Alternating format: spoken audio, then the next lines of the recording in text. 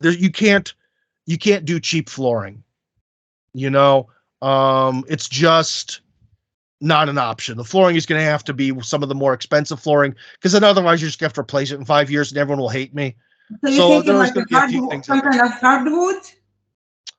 no, that's a lot of people actually hate it. Well, the one it'll probably be laminate, like expensive laminate for the main part, and then tile. Engineering hardwood, probably something like that. So when it's just That's one thing that's really expensive. Two, it's going to squeak all the time, and it requires a uh-huh. lot of maintenance. Trust me, that's something where it looks amazing in photos, but for the woman who has to deal with cleaning it, it's no fun. You know, so I think laminate, be it the real laminate or vinyl laminate, which to be honest, kind of actually works better, is probably what we would do on that. So Are you because gonna yeah, be?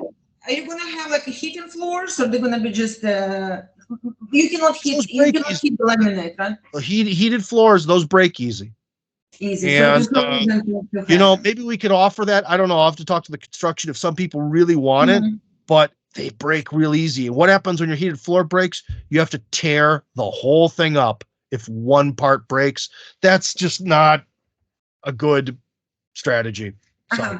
Okay, so let's do it by step. For example, I'm an American. I'm an American. I live in America. My husband is American, and I'm American.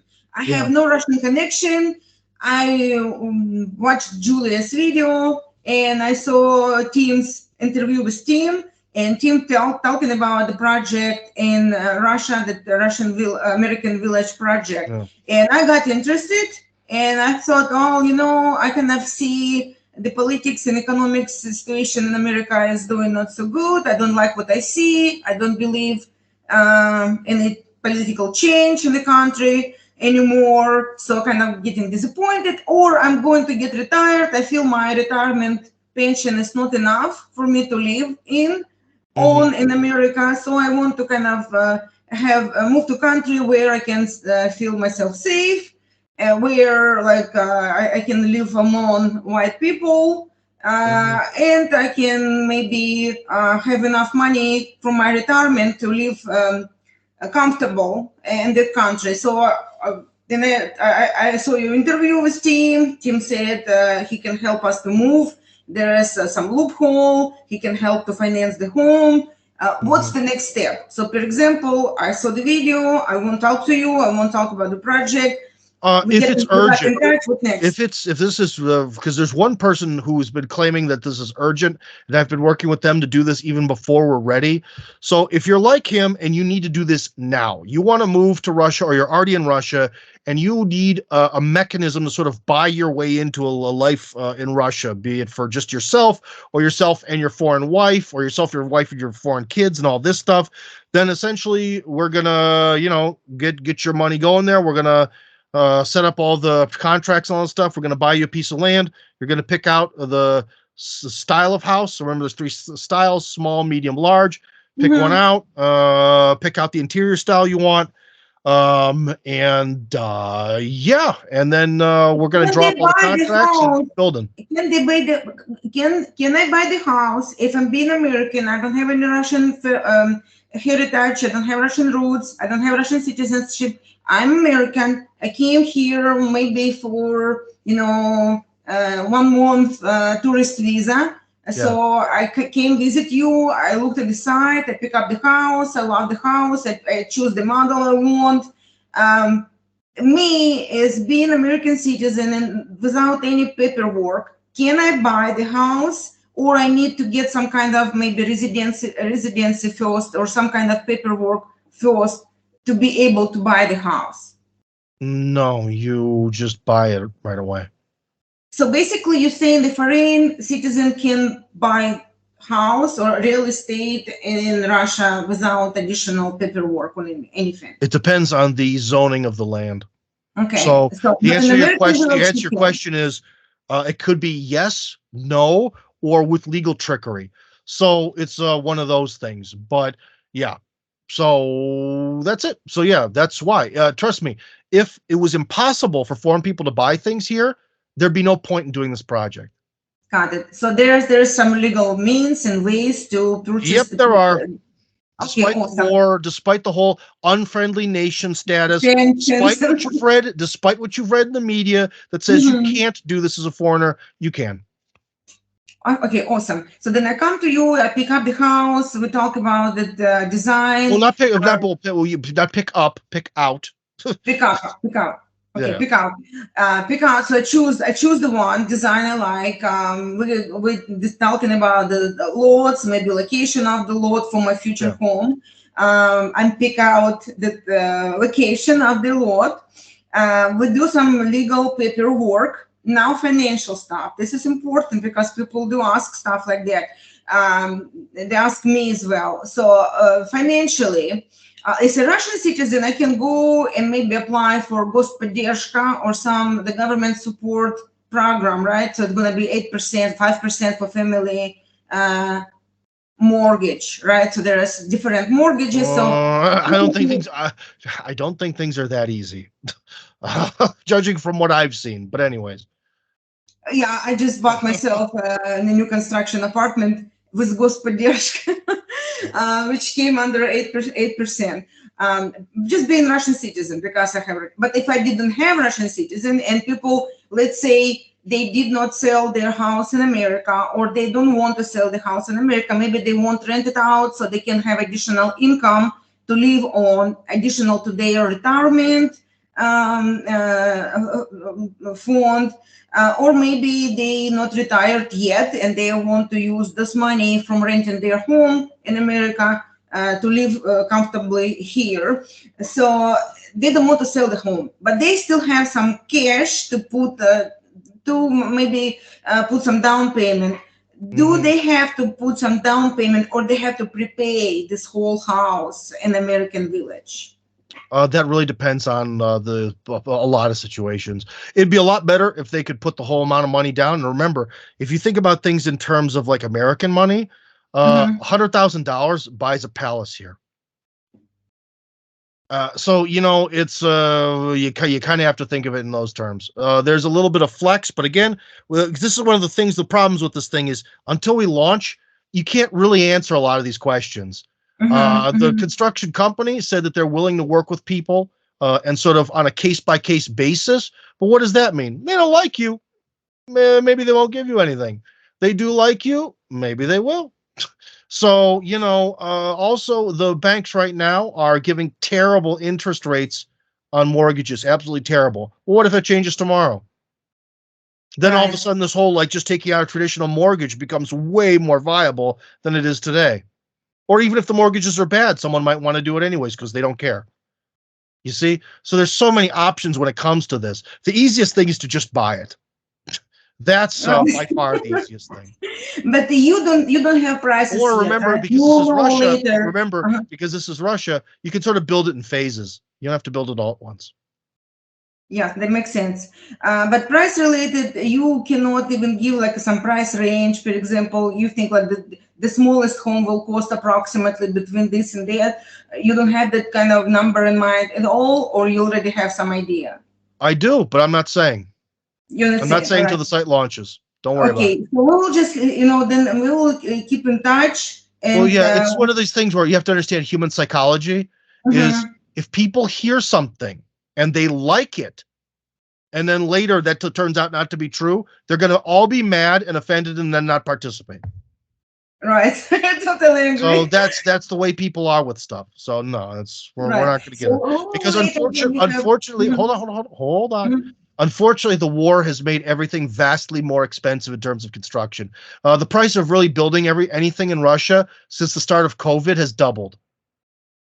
Wow. So yeah, so it used to. So again, this is why I sometimes get questions from people. They'll be like, "Wow, Tim, you bought your house in Russia for 1,000,000 rubles. Where can I buy a house that's near Moscow for 1,000,000 rubles?" Nowhere. Those days are done. It's over. It's gone. You can't buy anything for two even. So when we're getting here, I was really thinking at the beginning of this project, I was really shooting for a sort of cost of maybe 3,000,000 rubles, and now that seems impossible. Absolutely Interesting. impossible. Everything changed. Everything's really, really become really expensive right now. So, Yeah, more expensive than it used to be. Compared to America, it still costs pennies. But yeah. Yes, because at the same time, when in Russia, in terms of rubles, prices went up significantly. But then, if you compare, do exchange rate dollar to ruble, you basically in dollars, you still kind of on a good side, right? So that's what I'm trying to explain my subscribers, my Yeah. Russian friends who are still in America.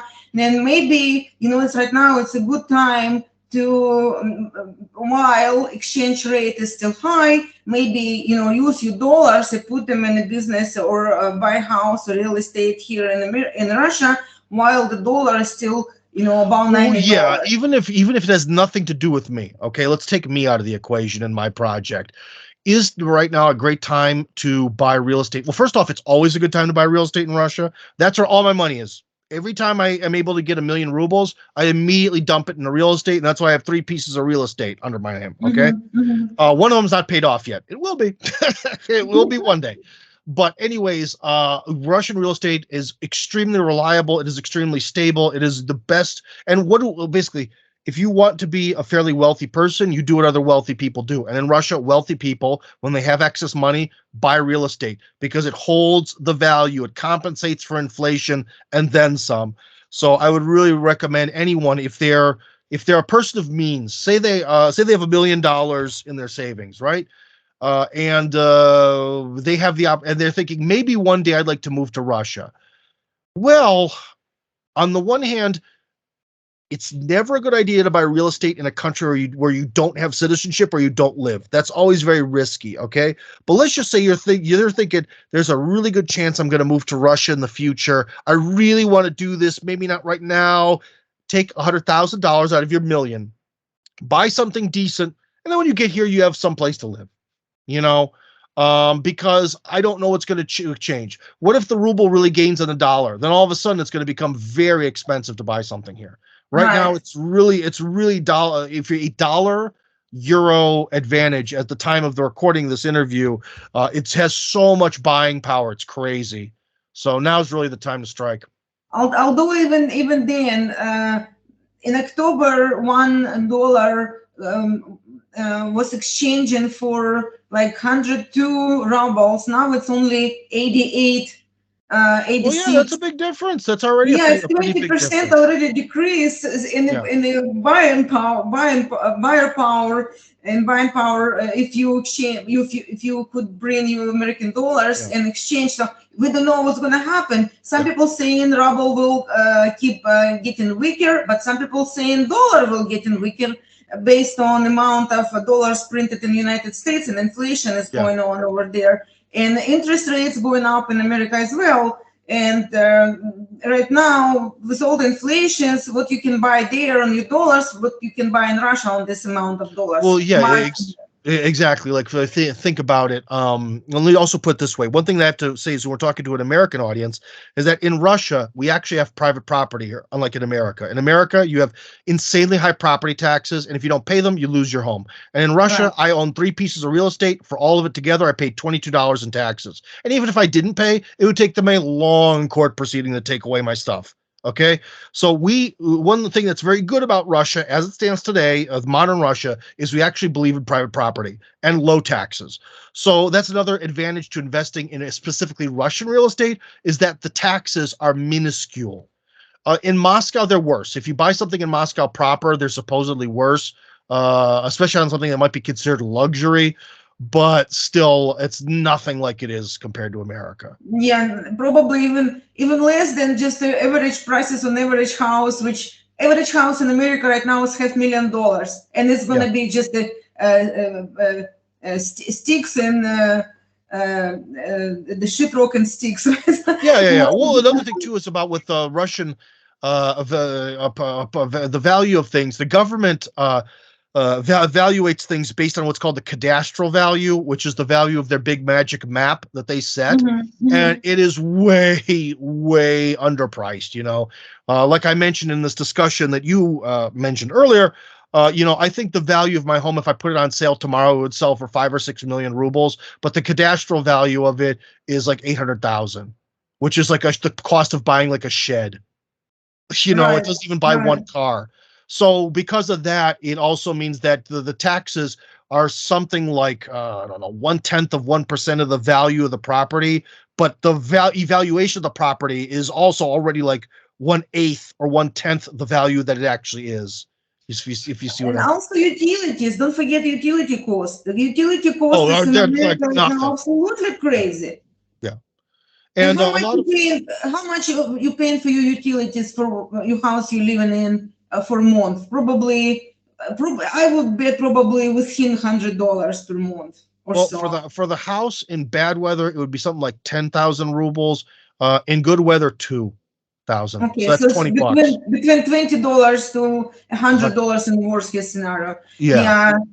So in America, of course, during the summertime, if you have air conditioner going on in Texas, you will probably Yeah. get 350, close to $400. It's just electricity bill, not to mention all the water, Yeah. which you have. If you have pool, it's even worse.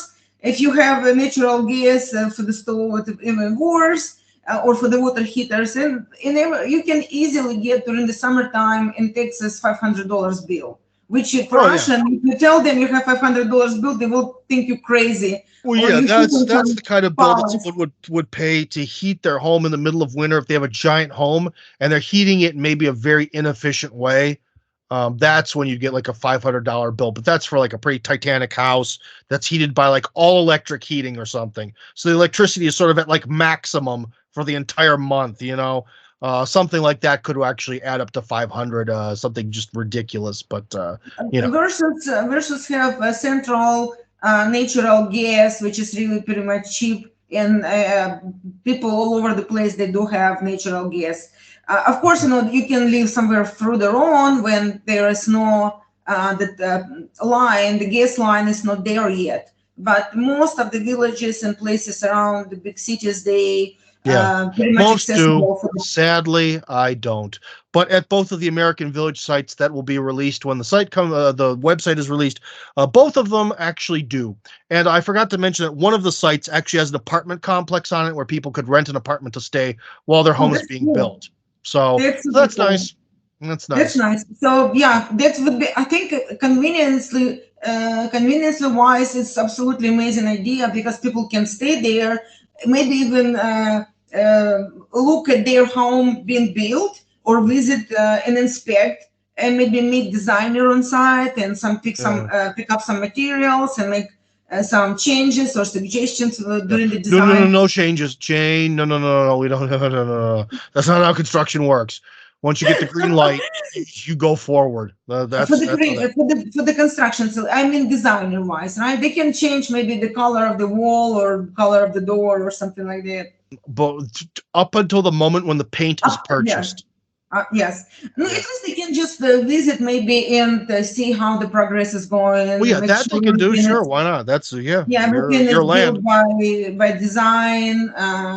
When they remeasure their walls, make sure that the square footage is exactly the same.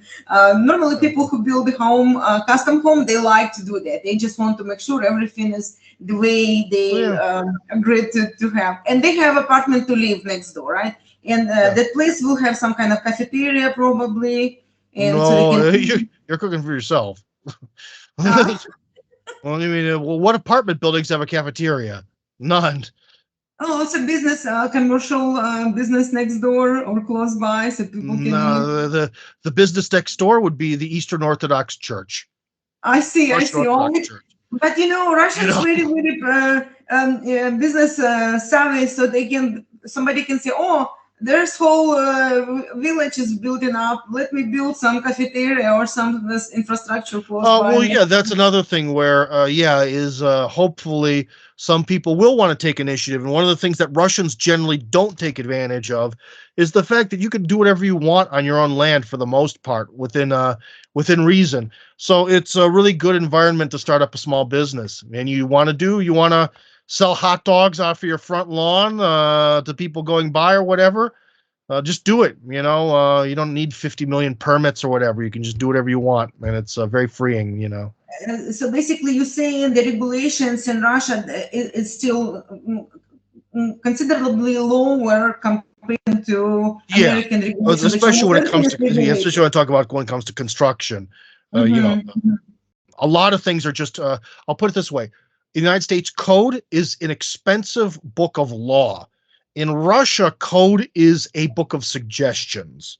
And I don't say that sarcastically. I do mean that's just the way it is. Like the main thing that they really want when people build a house in Russia is mostly for it to be sort of off the road by a certain amount of meters, away from the next house by a certain amount of meters.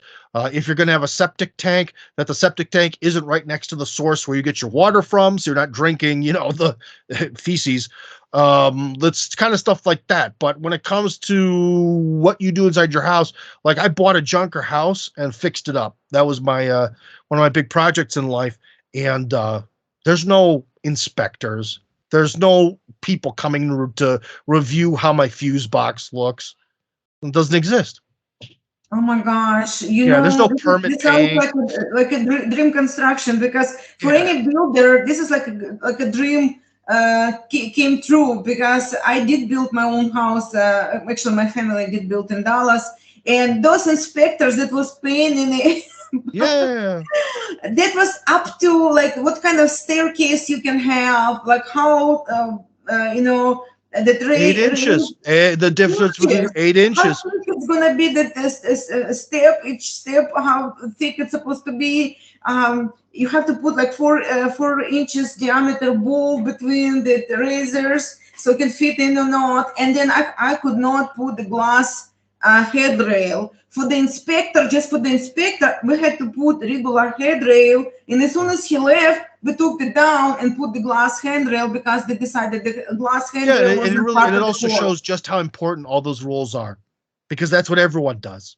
They get the check Exactly. mark and then they just do whatever they want anyways. In Russia, you don't need to pay $1,000 for the check mark; you just do it. So, yeah, it's much easier in that way. So, So that sounds great. I think, people who will be listening to our conversation and who did experience building house, a custom home in America, they probably will be, very positively surprised to hear this. So this is all great stuff. What else we can talk about? Are you keeping an eye on what's going on in America? Do you feel like more people are interested or are showing their interest to you, asking questions, to move to Russia?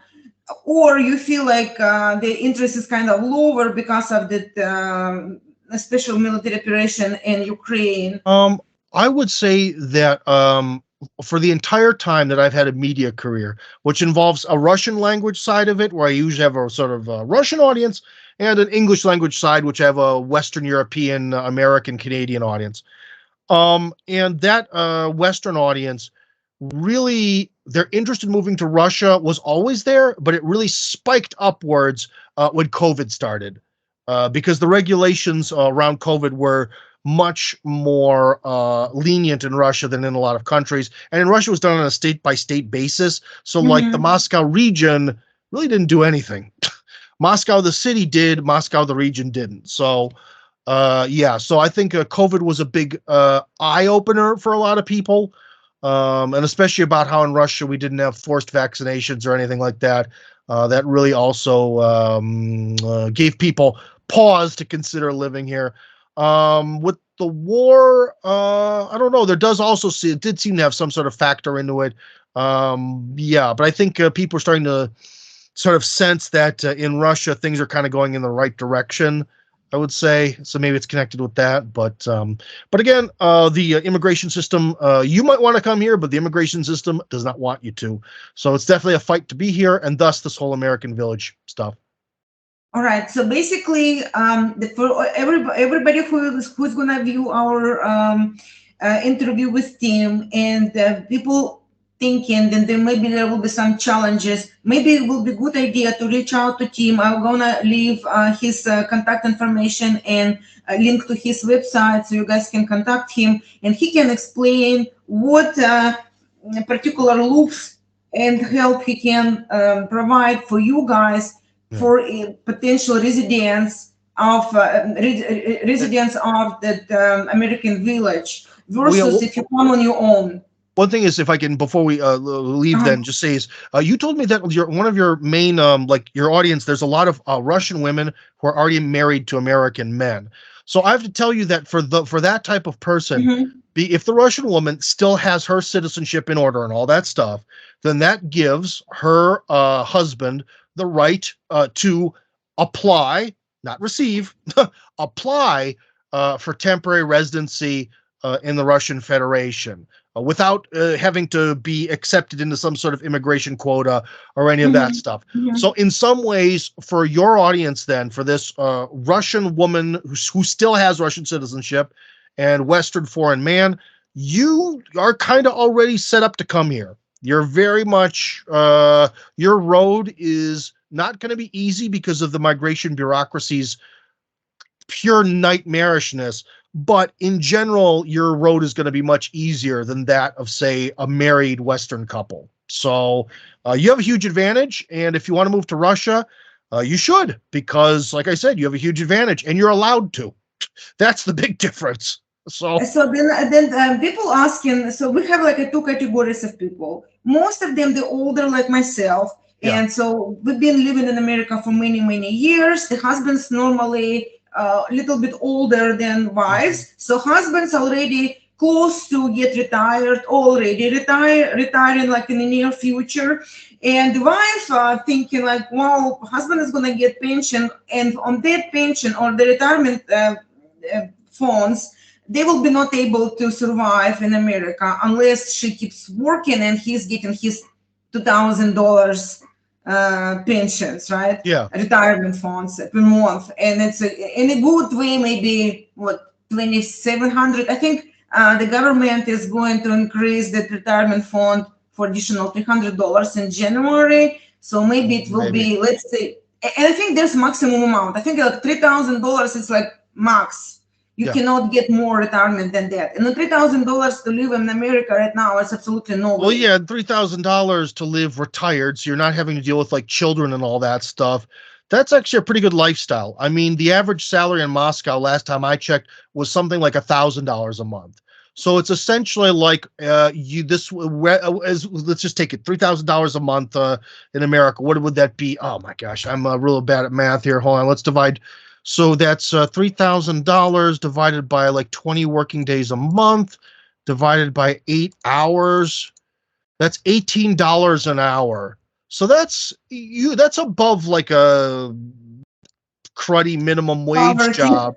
about the poverty, minimum Yeah, wage. it's above poverty. So it's actually 3,000 a month is actually a pretty decent American pension. Um, But let's not just say, everybody has that amount of money. but They're talking like engineer will get that amount of money. Like yeah. really somebody with good job. Normally, an average will be less than that. It's gonna be Well, yeah, probably around my 20,000. grandmother died something like 7 years ago, and I believe she got like $1,250, something Exactly, like that. exactly. So And I'll tell you I'm what, if you talking have, like maximum, like so really somebody. essentially that's like working that is the equivalent of working a sort of level office job in Moscow, Mhm. $1,250 a month. So think about it. Do you want to live on $1,200 a month in America or on an office kind of salary job as a retired person? The one thing though that so the pro is yes, your money will go farther unless something bizarre happens and the exchange rate changes. Again, I don't like to again, one of the things some of your viewers might feel like I dodge a lot of questions, but that's because I like this thing called the truth. And I don't want to lie because tomorrow is a new day. As of like a year ago, it was something like 50 rubles to the dollar. Then, like we talked about, it became 100. So it's doubled the purchasing power of the dollar. Now it's slipping down again. So as it stands today, yeah, your Western Social Security is awesome here, but that's no guarantee that tomorrow will be good. Another thing to also consider, one thing that I think is really going to always keep my parents from coming to join me in Russia, is that the Russian medical system is not as good, and you're going to have to do a lot of private clinics. And how are you going to do those private clinics if you don't speak Russian really well? That's the whole having the Russian wife thing happens, but you'd be amazed just how different life can be when you've been taking pills for, say, arthritis. Okay, you've been taking these arthritis pills for 10 years, and you go over here, and there are pills for arthritis, but they're all like a little bit different, and maybe you'll have a reaction. And maybe that certain thing in that certain American pill is really what does the trick. And here, you see, so there's it's not super, it's not an open and shut case. I'm retired in America. I get more money if I live in Russia. If you just say that, it sounds like an open and shut case. This is easy. Do it tomorrow. It's not so simple, you know? Yes, I see. In some point, I think the doctors will be able maybe to find some maybe combination of two different pills to provide exact the same. I was Hopefully. surprised I was able to order now under sanctions, full-scale sanctions under the this military operation in Ukraine. I was able to order American contact lenses. I was Yeah. shocked. I brought my own, which I brought from America, and I was almost running out. I came to the orthopedic office. I said, "Well, that's what I have." They said, "No problem." Yeah. Bams! Tomorrow I had to go pick them up, and they were twice cheaper here than the same amount I ordered with Yeah. Yeah. my insurance in America. Yeah. Well, a lot of the sort of international pharmaceutical companies do in theory, but remember, every country's FDA is different. But in theory, a lot of medicines are actually universal. Like I still find it funny that something I always thought was very American, Theraflu, they have it here. Mhm. Theraflu. So that's one thing when I first saw that, I was like, wow, we do live in a small world. And they still sell it here with the Theraflu label and packaging and all that stuff. So Unbelievable. yeah. But so anyways, another thing I also want to say is one thing that might also be good for pensioners is, well, on the bad side, yeah, because of the sanctions, you have to use crypto and other means to sort of send your money here. That's frustrating. But there's like no crime in Russia, because my parents actually considered, I believe they were thinking, well, what if we could do our old age in like Nicaragua or somewhere where their money is worthless and the dollar's worth a ton. That's a good idea. But you think about it, you're like, is that really the safest environment to live in, like the Nicaraguan jungle? Nothing against Nicaraguans, but Central America Right. has some crime. The statistics Yeah. would make it look like it has Right. some crime, whereas in Russia, there's just like no crime. I mean, technically there is, but you don't really see it. So that's another thing. Whereas if you were thinking about your future, it's like, well, sending money to Russia is a pain in the butt. Maybe the medical system is different, but then you're like, if you really don't like crime, you come here because there's just none. So,